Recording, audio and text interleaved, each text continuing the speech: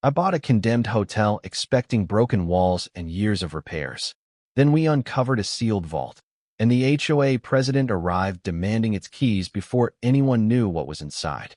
Welcome back, everyone. Before today's story begins, I want to thank each and every one of you for being here. If this is your first time on the channel, don't forget to subscribe and hit the notification bell so you'll always know when a new story is released. Your support means more than you know. Every like, comment, and subscription helps this channel grow and allows us to keep sharing incredible stories with viewers around the world. And before we begin, tell me this: where are you watching from today? Drop your location in the comments. I always enjoy seeing how far these stories travel. Now, grab a comfortable seat, relax, and let's dive into today's unforgettable story. Don't open that door. The jackhammer had been silent for maybe 30 seconds when I heard Valerie Prescott's voice behind me. Dust hung in the basement air like gray fog, glowing in the beams of our work lights. Somewhere overhead, an old copper pipe ticked as the condemned Blackridge Hotel settled around us. The place smelled of wet plaster, rust, and 90 years of trapped air. My name is Grant Holloway, and 3 weeks earlier I'd bought the building everyone else wanted demolished. That morning, I thought my biggest problem was rotten framing. Then my foreman, Luke, knocked through a basement partition that wasn't on any renovation drawing. Behind 2 layers of plaster and brick sat a steel door. Not a modern safe. A vault. 6 feet tall, dark with oxidation, recessed into poured concrete. There was no keyhole I could see, only a circular dial, heavy locking hardware, and a tarnished manufacturer plate beneath decades of grime. Luke lowered his flashlight. That wasn't in the inspection. No. You know what's behind it? Not yet. I pulled out my phone and photographed the wall before anyone touched another brick. That was when heels clicked on the concrete stairs. Valerie appeared at the bottom. She was 56, president of the Blackridge Estates HOA, and somehow managed to look polished inside a building where every surface wanted to stain your clothes. Navy coat, pale blouse, leather folder tucked beneath one arm. Her eyes went directly to the vault. Not the broken wall. Not the workers. The vault. "Don't open that door," she said. Luke looked at me. I turned toward her. "Good morning to you too. I'm serious, Mr. Holloway." "So am I. You're standing inside my construction site." Her expression barely moved. "What's behind that door may belong to the association." That sentence changed the room. Luke stopped gathering debris. One of the electricians glanced over from the temporary panel. I studied Valerie. "May. The original development records were connected to this property. This hotel predates your subdivision. That doesn't mean the contents are yours." I looked back at the steel door. Nobody had opened it. Nobody had even confirmed there were contents. Yet Valerie wasn't asking what we'd found. She was already claiming it. "Where are the keys?" she asked. "There aren't any." Her eyes narrowed. "It's a vault. And that's a combination dial." For the first time, she looked uncertain. Only for a second. Then the polished HOA president expression returned. "You are not authorized to access association property." I slipped my phone into my pocket. "Show me the recorded document that makes this association property. You'll receive appropriate documentation." "Great. Until then, nobody touches it." She seemed almost relieved. I pointed toward the stairs. "And nobody from the HOA enters this building without my permission again." Valerie held my gaze. "You don't understand what you purchased." That landed differently, because I wasn't entirely sure I did. Blackridge Hotel had opened in 1934, decades before the houses surrounding it existed. The title package contained old parcel references I'd barely begun untangling, including one strange notation: Hotel Reserve Tract. At closing, it had looked like historical clutter. Standing in that basement, it suddenly didn't. Valerie turned toward the stairs. I stopped her with one question. "How did you know?" She paused. "Know what?" "That there might be something inside." The basement went completely still. Even the old pipes seemed to stop ticking. Valerie didn't turn around. "When you find the key," she said, "call me." Then she walked upstairs. Luke waited until the exterior door slammed. "Boss." "Yeah." She knew about that vault. I stared at the steel door through the drifting plaster dust. "No," I said quietly. She knew about whatever she thinks is behind it. By noon, the vault had become the least mysterious thing about Blackridge Hotel. Valerie was the mystery. I stopped work in the basement and told Luke to frame a temporary barrier around the opening without touching the steel door. Then I added a motion camera facing the stairs and changed the lock on the service entrance. Expecting trouble? Luke asked. Expecting curiosity. The hotel had attracted plenty of that since I bought it. Blackridge opened in 1934, when the surrounding hills were mostly timber and pasture. Old photographs showed touring salesmen beneath its striped awning, wedding parties on the stone terrace, and polished packets lined along the circular drive. Then the highway moved. Business faded. The hotel closed. Water got through the roof, copper disappeared from the walls, and eventually the county condemned the building. Most people saw a ruin. I saw bones worth saving. The masonry was solid. The main staircase could be restored. Even the ballroom ceiling survived beneath decades of nicotine-colored paint. The subdivision came much later. Blackridge Estates wrapped around the hotel property during the 1980s, leaving the old building like an island from another century. That was where Valerie entered the picture. She contacted me 2 days after closing. First came a notice about my construction dumpster, then temporary fencing, then contractor vehicles, then visual deterioration, which was impressive considering I'd purchased a condemned hotel. Every letter carried the HOA logo. Every letter sounded official. So I did what I'd learned to do during 20 years of renovation work. I read the documents. My deed described the hotel parcel using old meets and bounds language. The title package referenced later subdivision plats, but nothing I'd seen clearly established that Blackridge itself was subject to the HOA's residential covenants. One phrase kept appearing in older records, Hotel Reserve Tract. At closing, I'd assumed it was obsolete survey language. After Valerie's basement performance, I stopped assuming. That afternoon, I spread the title documents across the hotel's old front desk. The lobby smelled like damp oak and plaster dust. Sunlight came through plywood-covered windows in thin amber strips. Luke dropped a rolled blueprint beside me. Found this upstairs. It was an old basement plan. Boiler room, laundry, storage, wine cellar. Then, behind what the drawing showed as a straight masonry wall, a blank rectangle. No label, no door symbol, just empty space. I photographed it. At 3:18, my phone buzzed. Valerie. Not a call. An email. Subject: Association Property Access. Mr. Holloway, you are hereby instructed not to remove, alter, inspect, or conceal any historical association materials located within the basement archive area, pending formal review. Basement archive area. I read those 3 words twice. Nobody on my crew had called it that. I hadn't either. I replied with one sentence. Please provide the recorded instrument establishing HOA ownership or access rights to any portion of my basement. Her response arrived 9 minutes later. Association Council will contact you. No document. No explanation. At sunset, I walked the exterior property line. Behind the hotel, an old service road curved downhill through oaks before merging with the landscaped entrance road used by Blackridge Estates residents. Near the intersection, half buried beneath ivy, I found a weathered granite marker. I brushed away the dirt.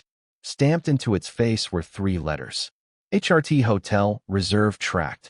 I was still staring at it when my phone vibrated. Motion detected. Basement service entrance. I opened the camera feed. A white SUV had stopped outside the locked gate. Blackridge Estates HOA was printed on the door. Nobody got out. The vehicle sat there for 43 seconds. Then it drove away. I looked from the screen to the old stone marker. The vault was underground. The marker was outside. And for the first time, I wondered whether they were part of the same story. Valerie's lawyer sent the demand letter at 8:07 the next morning. By 8:12, I'd read it 3 times. The language was impressive. Historical custodial interest. Association archival materials. Immediate preservation obligations. What it didn't contain was the one thing I'd requested.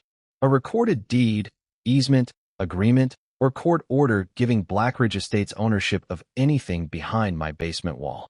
I called my attorney, Rebecca Sloan. She listened while I summarized the vault, Valerie's visit, the old blueprint, and the HOA vehicle caught outside my service entrance. Don't open it yet, she said. I wasn't planning to. And don't give them anything. They're demanding access. Demanding isn't the same as establishing a right. Send me your title package. 20 minutes later, Rebecca had everything. Meanwhile, Valerie arrived at the hotel. This time she stayed outside the construction fence. Smart improvement. I met her near the gate. She held the attorney's letter in one hand. You received this? I did. Then you understand the association expects cooperation. I understand your lawyer owns a thesaurus. Her expression tightened. The records inside that vault belong to Blackridge Estates. You've seen them? A pause. No. Then how do you know they're association records? They were retained for the development. By whom? The original developer. Inside a hotel he didn't own? Another pause. That was the problem with specific questions. They left less room for authority to sound like evidence. Valerie extended her hand. The key, Mr. Holloway. There is no key. Then provide the combination. I don't have that either. You expect me to believe you purchased this building without obtaining access? I purchased a condemned hotel, not a bank. Behind me, Luke made a suspicious coughing sound. Valerie ignored him. If you open that vault without an association representative present, we'll consider legal action. Then have your attorney call Rebecca Sloan. I handed her Rebecca's card. Valerie didn't take it immediately. Her eyes moved past me toward the hotel. For a moment, she looked less angry than worried. That interested me. What exactly are you afraid I'll find? Her gaze snapped back. This isn't about fear. Then show me the document. I don't negotiate property rights at construction gates. Neither do I. She took the card and left. That afternoon, Rebecca called. I've reviewed the preliminary title documents. And your parcel history is messy. That's comforting. But I haven't found anything granting the HOA ownership of a basement archive. What about access? Not inside the building. I leaned against the old front desk. There's an exterior road. What road? I described the service road, the granite HRT marker, and where it joined the subdivision entrance. Rebecca went quiet. Send photographs. I did. 10 minutes later she called back. Grant, don't make assumptions about that road. I wasn't. Good. Because one old marker doesn't establish the current boundary. We need the recorded plats and a surveyor. Finally, something concrete. I hired a surveyor that afternoon. Then I called a licensed safe technician Rebecca recommended. We scheduled the vault opening for Friday morning with Rebecca present and continuous video documentation. Nobody would be smashing anything. Nobody would be removing anything before it was inventoried. At 11:46 that night, the basement camera triggered again. I opened the feed from my kitchen. The same white HOA SUV rolled slowly past the service entrance. This time it stopped. The driver's door opened.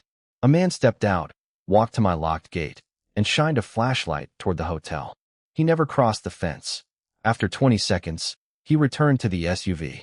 Then another figure leaned forward in the passenger seat. The dashboard illuminated her face. Valerie. I froze the image. She wasn't trying to enter. She was watching. Friday morning suddenly felt very far away. I saved the footage, sent it to Rebecca, and looked at the photograph of that blank rectangle on the basement blueprint. Whatever was behind the steel door had survived almost a century. Valerie couldn't wait another 48 hours to know whether I opened it. And that told me the vault wasn't merely historical. To somebody in that HOA, it was urgent. Whatever you find in there, don't assume it belongs to you. Rebecca said that 10 minutes before the vault opened. Friday morning, the Blackridge basement felt colder than usual. Temporary work lights threw hard shadows across the exposed brick. The renovation crew had been moved upstairs, leaving only me, Rebecca, Luke, a licensed safe technician named Owen Pierce, and a videographer documenting everything from the doorway. Nobody from the HOA was present. Rebecca had notified their attorney of the opening and offered to provide an inventory after ownership of any records could be evaluated. Valerie had demanded attendance. Rebecca had declined. This is private property unless they establish otherwise, she told me. But preservation matters. We do this cleanly. Owen spent nearly 2 hours examining the mechanism. No drills. No crowbars. Mostly patience, instruments, and long stretches where the only sound was the faint metallic movement of the dial. Then, at 10:43, something clicked. Owen stepped back. That's it. My stomach tightened. He pulled the handle. For a moment, nothing happened. Then the seal broke with a deep metallic groan. An air that had been trapped for decades slipped into the basement, carrying the smell of paper, dust, and old leather. Luke aimed his flashlight inside. No gold. Rebecca looked at him. Thank God. The vault wasn't filled with money. It was filled with boxes. Gray archival cartons lined 3 shelves. Survey tubes stood upright in one corner. 2 leather ledgers rested beneath a canvas cover, their edges curled with age. I started forward. Rebecca raised one hand. Inventory first. So we documented everything. Shelf by shelf. Box by box. No papers left the room. One carton was labeled Hotel Operations, 1948 to 1961. Another contained tax receipts. A third held architectural drawings. Then Luke read a label from the rear shelf. Blackridge Reserve. Rebecca turned. The box was smaller than the others and tied with faded cotton tape. Across the lid, handwritten in black ink, were the words, "Originals, do not remove." Nobody spoke. Rebecca put on nitrile gloves and opened it beneath the camera. Inside were folded plats, correspondence, notarized agreements, and envelopes arranged by year. The newest documents dated from the early development of Blackridge Estates. That was the first confirmation Valerie hadn't invented the connection. The HOA's predecessor developer had interacted with the hotel, but interaction wasn't ownership. Rebecca unfolded one survey carefully. A thick boundary line curved around the hotel parcel. Then another line crossed the southern edge toward what was now the subdivision entrance. Luke leaned closer. That's the service road. I recognized the curve immediately. Rebecca didn't react. Maybe. We need a surveyor. Then she found the envelope. Heavy cream paper. Typed label. Blackridge Reserve /access termination. My pulse kicked. Termination of what? Rebecca looked at me. We don't know yet.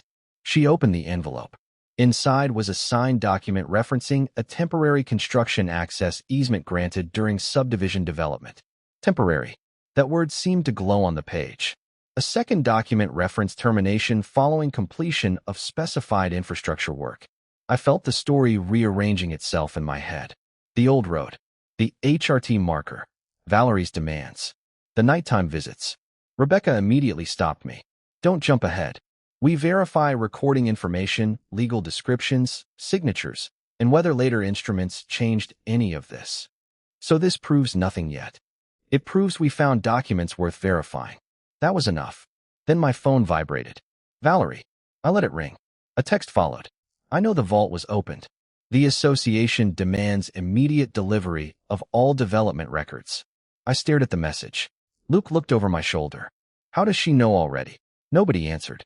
Rebecca photographed the text. Then she looked at the open vault, the old plats, and the termination envelope lying beneath the camera. Grant, don't respond yet. I nodded. Because for the first time since Valerie walked into my basement, I understood something she apparently didn't. The most dangerous thing behind that steel door wasn't something valuable enough to steal. It was something old enough to prove who had been claiming what belonged to whom. The surveyor called me Monday morning and asked one question. Grant, are you standing somewhere you can see the subdivision entrance? I walked to a second-floor window overlooking the southern side of the property. I am now. Look at the stone monument with Blackridge Estates on it. I found it between 2 landscaped beds near the entrance road. What about it? Part of the pavement beside it appears to be inside your deeded parcel. I stopped breathing for a second. Rebecca had warned me not to jump ahead, so I didn't. Appears. That's the word I'm using until I finish the fieldwork and reconcile the recorded descriptions. His name was Aaron Mills, and he had spent the weekend comparing my deed, county plats, physical monuments, and the documents recovered from the vault. Remember the HRT marker? He asked. Hard to forget. It matches a monument referenced in an older survey. I looked down at the road. Cars moved through the landscaped entrance every few seconds. Residents had probably driven across that pavement for decades without thinking about who owned the dirt beneath it. What did the old easement cover? Construction access across the Hotel Reserve Tract. Temporary language. Specific purpose. And the termination document. Rebecca needs to handle the legal effect. My job is geometry. Fair enough. What's the geometry? A pause. The geometry is going to make your HOA president uncomfortable. By Tuesday afternoon, Aaron had an overlay ready. We met in the hotel's former dining room, where sunlight spilled through dusty windows onto a folding table. He placed the historic plat beneath a transparent print of the current parcel survey. The lines aligned. Hotel. Service road. Granite marker. Subdivision entrance. Then his finger stopped. Here. The current entrance road crossed the southern edge of my parcel before connecting to the public street. Not the entire entrance. Not every neighborhood road. A defined section. Enough to matter.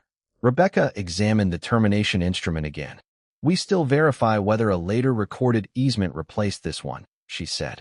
Do not block that road. I wasn't planning to. Good. Luke, standing behind us, frowned. So the HOA has been driving across Grant's land. Aaron shook his head. I'm saying this section is within the surveyed parcel. Access rights are a separate question. That distinction mattered. Ownership wasn't automatically the same as the right to exclude everyone. I was beginning to understand why old property disputes could survive generations. Then Valerie emailed. Her tone had changed. No demand for the key. No claim about opening the vault. Instead, the association requires immediate return of all original development materials and confirmation that no documents have been altered, copied, or withheld. Return. That word bothered me. Return to where? Rebecca replied for me. Please identify the instrument establishing association ownership of each requested original. Valerie's attorney answered 2 hours later. They didn't provide one. Instead, they requested an emergency meeting. That evening, Aaron called again. I found something else. My stomach tightened. A problem.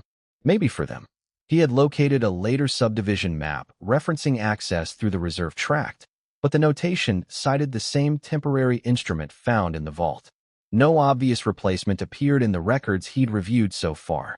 Rebecca remained cautious. Useful, she said. Not final. Then she pointed at the road outside the window.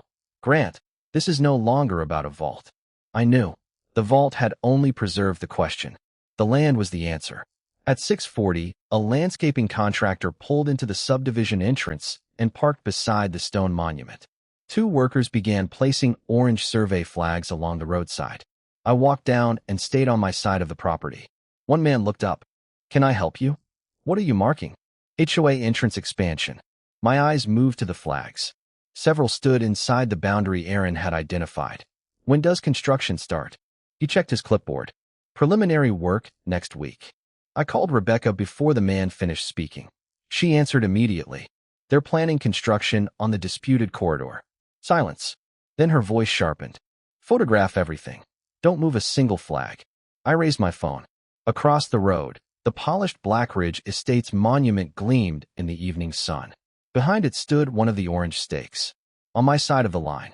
The orange flags were still there the next morning, but something else had changed. Valerie stopped pretending this was about historical archives. At 8:26, Rebecca forwarded me an email obtained from the HOA's attorney during our document exchange. It was 8 months old, long before I bought Blackridge. The sender was a title consultant hired by the association. The subject line read, Blackridge Entrance Access, Documentation Gap. I called Rebecca immediately. You've read it. 3 times. So she knew. Be precise, Grant. She knew there was a question. That distinction mattered. The consultant's email didn't say the HOA had no access rights. It said the permanent access documentation referenced in association files could not be located and recommended further title review before any expansion or substantial improvement within the corridor. Valerie had replied the next morning. Original Blackridge Hotel records may clarify historic access. We should resolve ownership of those materials before proceeding. I stared at the sentence. She hadn't known what was inside the vault. She had known old hotel records might matter. Suddenly, her first words in my basement made perfect sense. Don't open that door. There's more, Rebecca said. Another attachment appeared. Board minutes from 6 months earlier. The HOA had discussed acquiring the hotel parcel while it was still owned by the previous seller. Reason listed, strategic control of entrance-adjacent property. The offer failed. 2 months later, I bought the hotel. Then Valerie began sending me notices almost immediately. I leaned back in my chair. So she wanted the land. Maybe the association did. Don't turn institutional interest into personal motive without evidence. Rebecca was good at keeping me from writing a courtroom speech before we had a courtroom. What we can say, she continued, is that Valerie received a warning about incomplete access documentation, new historical hotel records might clarify it, and continued participating in planning for the entrance project. That was enough. By noon, another packet arrived. Preliminary plans for the Blackridge Estates entrance expansion. stone monument replacement, wider landscaped shoulders, new lighting, utility trench, decorative gate structures. Aaron overlaid the plan onto his survey work. Several improvements extended into the disputed portion of my parcel. He tapped the map.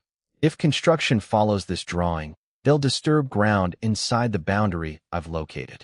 Rebecca didn't hesitate. She sent formal notice to the HOA and contractor requesting that no work occur within the disputed corridor until ownership and access rights were resolved. Not a threat, not a barricade, a notice. At 2:15, Valerie called me directly. "You're stopping a community improvement project." "No, I'm asking you not to build on disputed land. We have decades of established access. Then your attorney can document it. You're exploiting old paperwork." I looked through the hotel window at the entrance road. Old paperwork is still paperwork.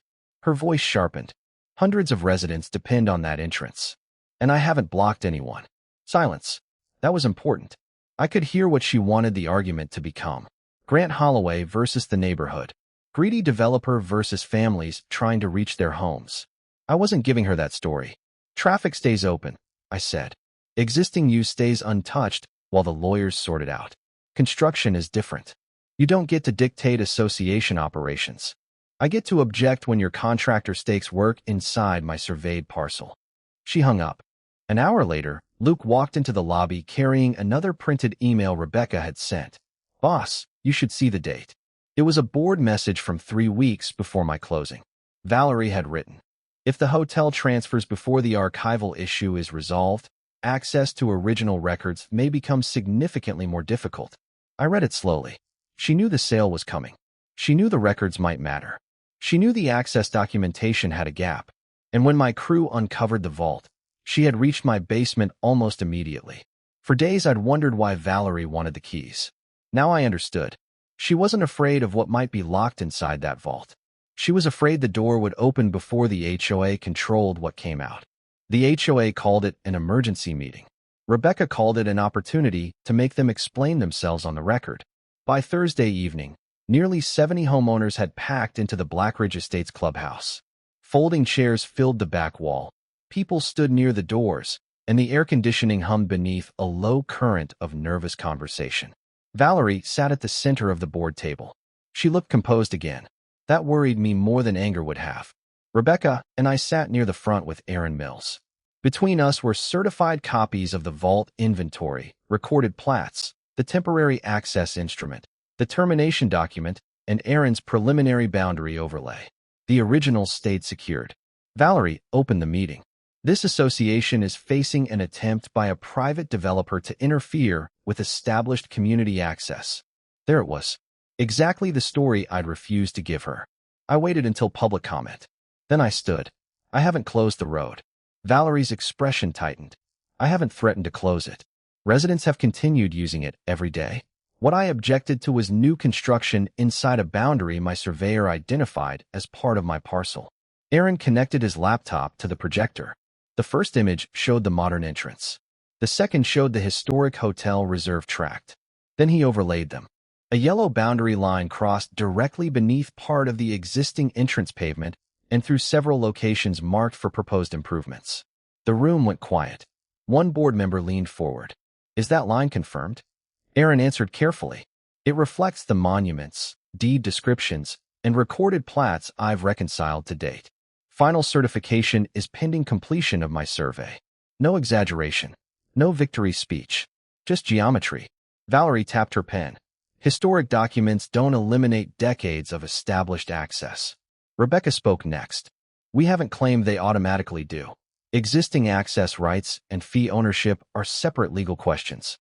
That's why we've asked the association not to expand construction while Title Council reviews the record." Then she displayed the temporary construction easement recovered from the vault. Purpose, location, duration. The next slide showed the termination instrument.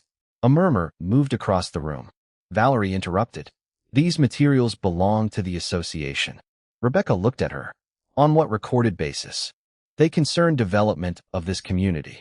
That wasn't my question. A man at the far end of the board table raised his hand. His nameplate read Harold Bennett, treasurer. He turned toward Valerie. "You told us permanent access was documented. It is reflected throughout association records. Then show us the document. Silence. Valerie opened her binder. She produced a later subdivision map. Rebecca already had it. The notation on that map referenced the same temporary instrument. Harold read the number twice. His face changed. That's the one that was terminated? That's one interpretation, Valerie said. Rebecca didn't react. The association's outside counsel can determine legal effect. But this is precisely why construction should pause. Another board member asked when Valerie first learned there might be a documentation problem. That question landed harder. Valerie hesitated. Rebecca placed the title consultant's email on the screen. 8 months earlier. Documentation gap. The room changed. Homeowners stopped looking at me. They started looking at Valerie. You knew? Harold asked.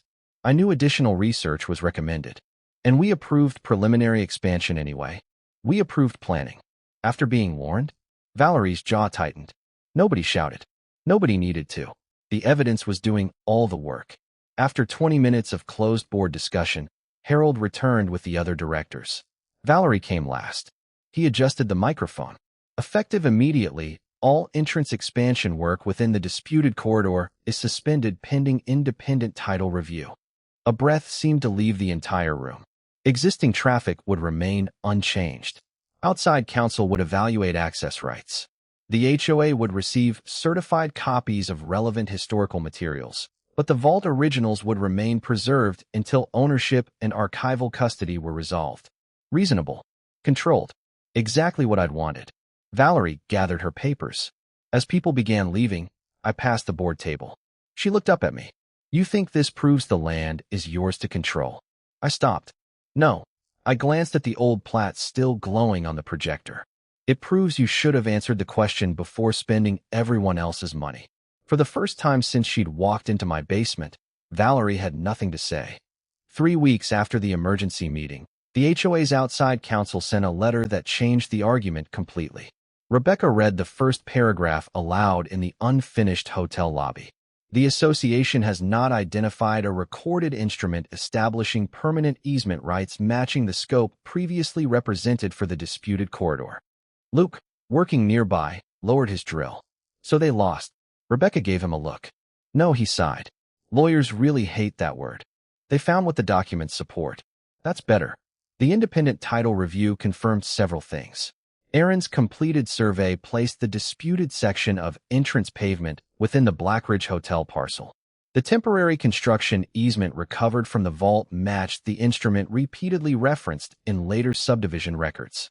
The termination document appeared in the county recording chain. And after reviewing the available records, outside counsel had not located a later recorded instrument clearly replacing it with the broad permanent access right Valerie had repeatedly described. That didn't mean I could drop a gate across the road tomorrow. Long-standing use raised separate legal questions, and Rebecca made sure I understood every one of them. But it did mean the HOA could no longer treat my property like an unquestioned extension of its own. The entrance expansion remained suspended. Then the board requested another meeting. This one wasn't packed. No angry homeowners. No projector drama. Just me, Rebecca, Aaron, 3 board members, outside counsel, and Valerie. She sat at the far end of the table. Harold Bennett opened the discussion. We need a practical solution. So do I said. Valerie folded her arms. The practical solution is recognizing the community's established access. Rebecca answered before I could. Existing residential access has not been interrupted. The issue is defining future rights and obligations accurately. Harold nodded. That was the first time an HOA representative had framed the problem the same way we had. Then outside counsel addressed Valerie. Before we continue, the board needs clarification regarding the entrance project. Her face tightened. He placed the title consultant's 8-month-old warning on the table.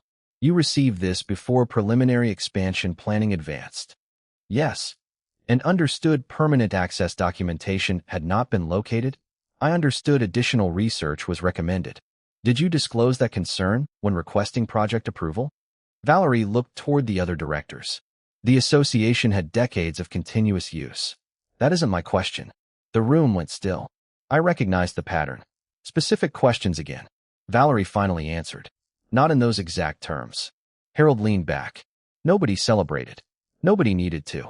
The issue was no longer whether Valerie had secretly known some magical document existed in my vault. She hadn't. The problem was simpler. She'd been warned there was uncertainty and behaved publicly as though there wasn't. The board voted that afternoon to remove her authority over property access negotiations pending completion of its governance review. 2 weeks later, she resigned as HOA president. No police, no courtroom handcuffs, no dramatic confession.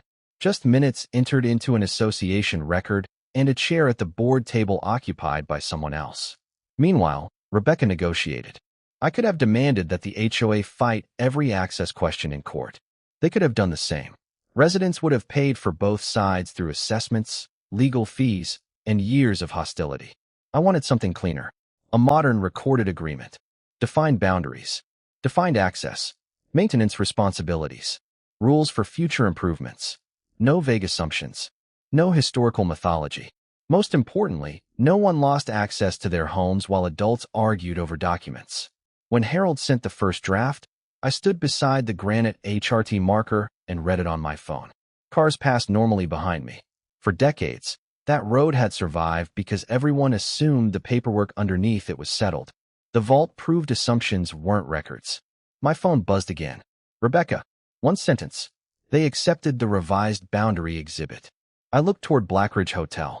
Scaffolding covered the front facade now. New windows reflected the afternoon sun.